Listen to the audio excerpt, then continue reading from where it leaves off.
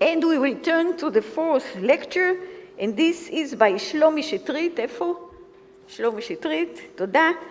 Chief Superintendent, Dr. Shlomi Chetrit heads the Israeli Police History and Heritage Branch and is a postdoctoral research fellow at the Institute of Criminology at the Hebrew University of Jerusalem.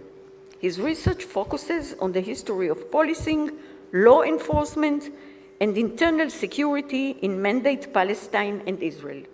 Please, you're invited. רגע.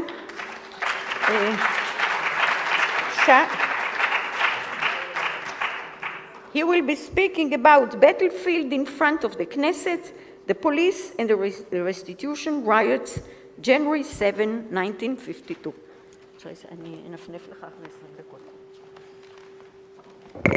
Thank you very much for the kind introduction and for having me, and thank you, Dr. Tovi, for the great preparation for my talk.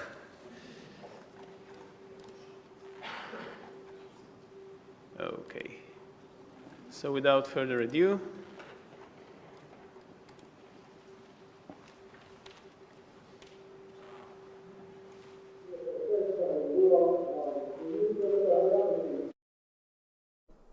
היה הניסיון של בגין לכבוש את הכנסת.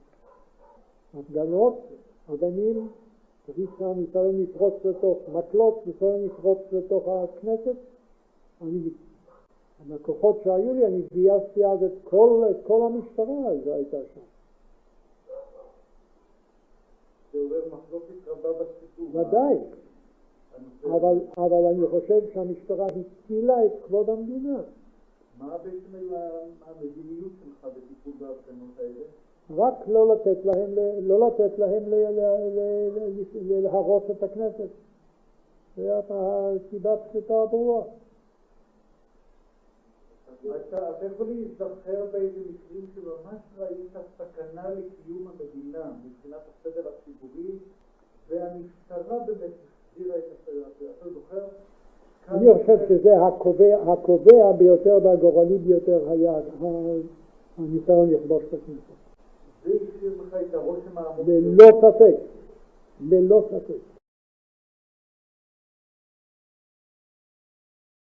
Commissioner Yechezkel Sahar remembers that as his proudest moment, as the time when he and the police saved Israel. What did the Prime Minister think at the time? Well, on January 11th, 4 days after the riots, Ben-Gurion noted in his diary the first entry since January 6th, and he says that Monday, Tuesday, Wednesday were the days of shilumim, reparations, and of Begin's failed, tragic, and ludicrous putsch, using in Hebrew the word putsch. And undoubtedly, Hafganat HaShilumim, the reparations riot, was one of the most violent and I would say seminal moments in early Israeli history, and perhaps until today we did not see, luckily, such demonstrations and such violence over political disagreements. Now, what will we be talking about? First, what happened? Okay, we all know that there was a riot. We all know that there were two camps, but do we actually know what happened on the ground? The second question is, how did the police operate? What did it prepare for? How did it act? How did its actions affect the outcomes? The third one, which I think is very, very interesting, is who were the protesters? We heard about the leadership, Cherut, Maki, Kibbutzim, but who were the men and women who actually participated in those demonstrations? And lastly, was it an attempted putsch? Well, of course, we know today that it wasn't. But what did the participants know then? What did they think? How did they appreciate the situation at the time? Now, the source for this talk is mainly, or almost solely the classified police files. I've collated a database of the personal details of every man and woman who were arrested after this riot. And from that, I got a very interesting database and insight into what happened. And I think that you can never know the history of a society until you look at that through our eyes, the police. Because we see everything, and we usually document everything. Yeah, but in the good sense. Okay, so the snowball begins rolling on January 4th. In Herut, we can see the headlines: reparation money is soaked in blood, we will thwart the plot of reconciliation with German Amalek, and notice that a people's demonstration will take place on Monday, January 7th, which is the eve of Yud B'Tevet, which was then also considered to be the Holocaust Memorial Day. And they called the citizens to come and have a demonstration first, a memorial service on Har Zion, where there is a Holocaust memorial, the first, I would say, national one in Israel, and then to Zion Square in Jerusalem. Okay, so how did the police prepare? First information regarding Herut's plans arrived apparently only one day before the demonstration, on January 6th. On that day, all leaves were canceled in the Jerusalem district and in the National Police School, which was then near Shfar'am in the north of Israel. And they were looking for riot gear throughout the police in order to equip the policemen. And on the following day, Operation Knesset was published in the Jerusalem district, and the mission says that, according to information received, a demonstration will take place and some protesters might try breaking into the Knesset in order to disrupt the discussions. We fear that force might be used to that end, and the Jerusalem district and the attached police units will prevent any interference with Knesset's orderly conduct. So when we look at what was the goal of the police operation, it was very simple: to enable the Knesset to conduct its regular business. How did they prepare? So here we see Israeli policemen. This picture was taken early in 1951 in Shfar'am in the police school, in full riot gear: a potty on the head, a wok in the hand, and in the other hand, a baseball bat. And we can see that the commander also have a gas mask, because the police did have at the time tear gas, CS gas, to use against violent protesters. Operation Knesset was headed by Major General Levi Avrahami, the commander of the Jerusalem district. In order to protect the Knesset, 735 police officers from throughout the district and from the national school were brought to Jerusalem. This is about 1/6 of the entire force. They barricaded the streets around the Knesset. We will see it shortly in a map. And most importantly, what were the orders regarding use of force? First thing that you should know, the police did not carry firearms. They were ordered to come unarmed. Only certain commissioned officers were allowed to carry their handguns. The order said that clubs may be used, but only after being attacked by protesters. They had 2 fire engines, courtesy of the Israeli firefighters, in order to use high-pressure water, and they had specialist units which had smoke grenades and tear gas grenades, which might be used. And I quote from the command: "Firearms will not be used even if the police are fired upon." Yep. Okay, so what went on? At around noon, the demonstration began on Mount Zion, and later came to the Zion Square, and we see here Begin on the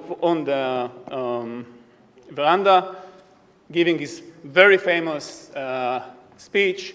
Then I gave the order no, referring to Altalena. Today I will give the order yes. What did he told his men not to do? He prevented them from opening fire. Today he will perhaps not. And two things that the protesters had. Most of them had on their lapels a small paper badge. This one, remember what Amalek has done to you. We found that in our files. And they also had their own posters, and you can see here that Mapai's bankrupt regime seeks help in reparations disgrace. And here we see Adenauer and Ben-Gurion and Hitler, and of course the blood of the victims. And it's pretty obvious that they are against that agreement.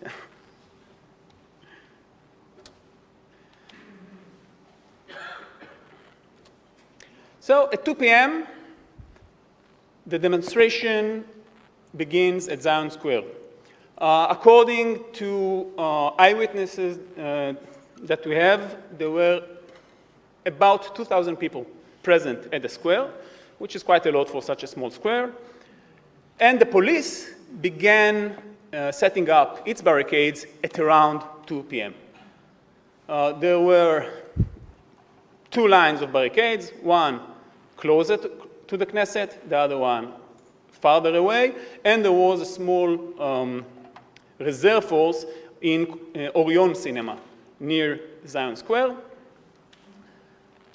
At around 5 p.m., after the speeches ended, hundreds, perhaps even thousands of protesters began marching towards the Knesset. Now you have to remember, January, it's dark, it was also cold. They passed through the first barricades, and at around 5:30, they break through the second line, and they arrive to the Knesset. Now, the police try to disperse them. They use the fire engines, they use gas grenades. They succeed at times to push them away towards King George, but for about 4 hours, between 5:30 and 9:30 p.m., we have a massive riot which is focused on the Knesset and on Shiber's Hall, which today is the Horses Garden, Gan Hasus. It was before that Gan HaMenorah, where the menorah sculpture was placed. Shiber's Hall is a construction site left from 1936 near the Knesset. And I had a talk with Yossi Achimeir of Jabotinsky Institute, and he asked me if I knew why the demonstration was so violent. I said, no, I don't know why. He said, someone made a mistake. What was the mistake? Someone put a construction site near the Knesset. So they had stones, and they had sticks, and they had pieces of metal, and that's what happened. The protesters barricaded themselves within Shiber's Hall, and for 4 hours attacked the police, mainly with stones. The police charged them, they were thrown back, and again, at times, the entrance to the Knesset building was threatened. Knesset windows were broken. Tear gas entered the hall. At the time, as you know, they were actually having their discussions within the Knesset. Begin was taking the floor at the time, and they said that they started hearing yells and shouting when he spoke, and someone said, yeah, they know who's speaking right now. At around 9:30 p.m., military reinforcement arrived. And with the help of the soldiers, the police finally succeed in driving off the protesters, although I suppose that the hour being late and people being tired and hungry also helped.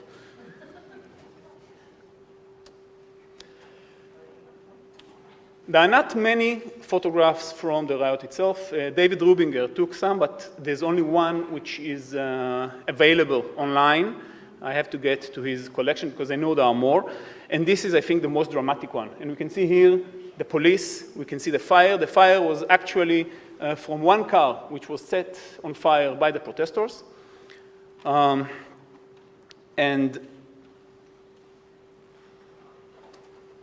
here we see pictures taken in the Jerusalem district right after the riot. We see some of the policemen who were injured. What were the outcomes?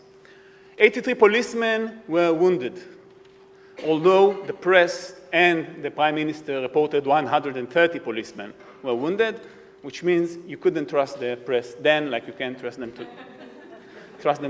now. The press also reported 200 civilian wounded. I did not find any corroboration for that number or for any other number, so I have no idea how many civilians were actually wounded. There were about 402 arrests, and I don't know the exact number because I have the police reports, which include the names of every person who was arrested. But then I have another report which says that Chaim Korfu was arrested in Cherutz Club, but he's not in those lists. So apparently there was at least another person arrested. Where did these arrests take place? 140 in Jerusalem. Very few of them on the following day, according to information, because they tried to find the people who attacked, who assaulted the officers. Of those 140, don't think that they were all arrested while rioting. The majority were arrested in Cherutz Club after the riot ended, or on the bus stops, waiting for the buses to take them to Tel Aviv. Apparently, only a few dozens were arrested during the riot itself. This is due to the fact that the police were overworked. Sometimes they succeeded in arresting someone, and then the rioters freed him. And there were, I think, no more than a few dozens. About 250 were arrested on a police checkpoint, which was set up on Abu Rosh in order to intercept the demonstrators on the way back to Tel Aviv. And another one, a wounded protester, was arrested by Mishmar HaGvul, the border police, near Ramle. The police then, and actually even today, doesn't have the capacity to take care of so many arrestees at one time, so they dispersed them throughout Israel. Some of them were sent to Beit She'an, some of them were sent to Tiberias, some of them to Ramle, to Rehovot, to Rishon LeZion, to Lida. Even in Yagur, in Jalame, where Eichmann will be later held, they set up a special camp for the most dangerous detainees, about 18 of them. However, by January 15, everyone was out. And the number of indictments filed was 0. No one was indicted for that riot. The reason for that was the police did not press charges. And the police did not press charges because it wasn't able to positively identify any one of the men who assaulted the police. And when I read the testimonies given by the police at the time, it is very obvious why that happened. Again, it's dark. It's a very tense situation. People are fighting for their lives. You can see how they were wounded. And then someone is given a young boy of 14, and says, arrest him, take him to the station. He usually doesn't take his personal details. He has no idea who he is, and that young boy might be passed over to another policeman and then to another policeman. And by the time that he comes in front of a judge, no one can say what he's actually accused of. And they tried to get information from policemen who participated in that demonstration, but eventually no indictments were filed. Now, I think the most interesting information which I got from this research was regarding the protesters. So, although I only have the details, the personal information about those arrested, which might create a bias, I think that the information is actually quite representative because, like I said, the vast majority of arrestees were not taken by the police during the riot itself, but afterwards. So they probably were peaceful protesters and not people who actually fought with the police.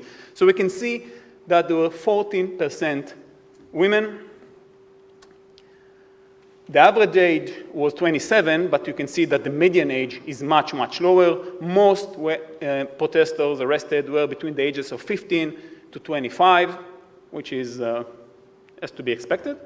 There were actually several were as young as, I think the youngest was 13 and a half, and there were 2 or 3 more arrested who were 14. There was one man who was 70. Where did they come from? Surprisingly, the majority came from Tel Aviv and not from Jerusalem. Jerusalem was the major Jewish urban center at the time, and actually from all over Israel. You can see Jaffa, Ramat Gan, Be'er Sheva. Another community which I did not include in this graph is Ramat Raziel, which is very well represented with 4 arrested members, and it stands to reason. Another thing that I got, on 40 of those arrested people, I had their testimonies. And only about a fifth of them claimed to be Cherut members or sympathizers, or were members of Ramat Raziel, which even if they denied being Cherut sympathizers, we can assume that they were. Another interesting fact, the ethnicity of the protesters. This is, again, according to surnames. Whenever I had the information on about 20 of them, I had that information in the files. But you can see that the majority were Ashkenazi. This is not surprising. It is surprising that 70% of those arrested were Sephardi, mostly Yemenites. 27%, yes. And another 70% is Cohen, Levi, which could be either way. So this is not an Ashkenazi demonstration. This is a Jewish demonstration. This is Jewish opposition to the reparations agreement. Now, was it a putsch? So we have to consider the information that decision makers had then. First, the testimonies by the police and by the detainees. The detainees, surprisingly, never saw anything, never threw any rock on the police, never attacked anyone, and most of them were not even participating in the riot. They just came to visit their aunt or to have their hair made or whatever it is.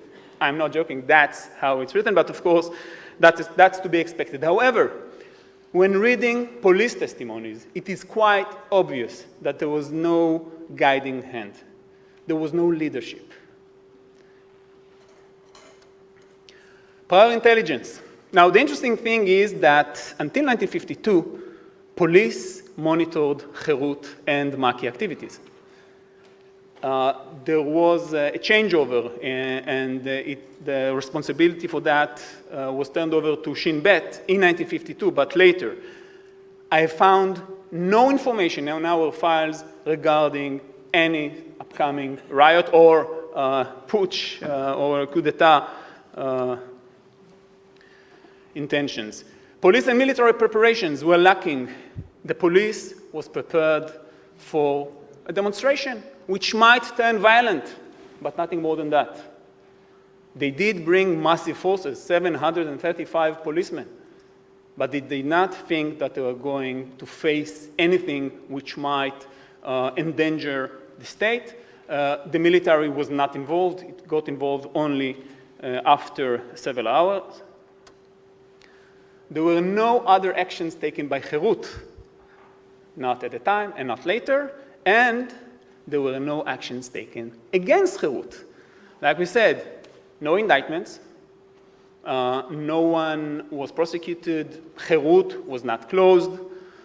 If we compare that to what happened after the assassination of Count Bernadotte in Jerusalem, when the Knesset, when the government passed the Anti-Terrorism Act, nothing of the sort happened. And even Ben-Gurion on January 13 in the government, when he compared what happened in Jerusalem to what happened in Petrograd in the 1917 revolution, he said, we have to treat Begin apart from his not only followers, apart from his party.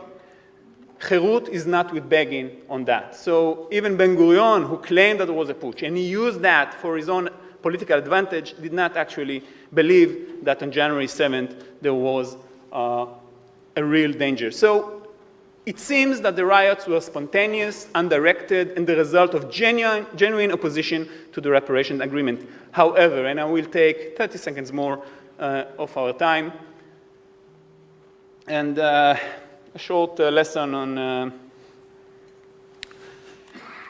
the validity of sources. The picture that we saw, the movie that we saw at the beginning, the clip, the huge demonstration that you saw was not in Jerusalem. It was not on January 7th. It was in Tel Aviv on March 25th. And this was due to the commencement of the negotiations on the agreement itself. And in preparation for that, the police was given an order to prepare for a possible coup d'etat. Policemen were spread throughout Jerusalem and Tel Aviv. Every police station was guarded by reinforcement. The Prime Minister's house was guarded, government offices. The army was ordered to prepare to reinforce the police. There was one battalion of paratroopers, one infantry brigade, one mechanized infantry brigade put on the ready. The non-commissioned officer school was put on the ready, and they were even ordered to be prepared to impose martial law if the need arises. Now, this sounds very dramatic until you see who are the policemen tasked with that duties. So for example, the commander of the reserve force, the mobile reserve force in the Jerusalem district was Captain Naftali Gribov, who was usually the conductor of the police band. So it either proved that they didn't have any other option, or that they did not actually fear a real danger. But those demonstrations, and of course, those following them, were peaceful. We did not see, luckily, anything reminding what happened on January 7th at the time. Thank you very much.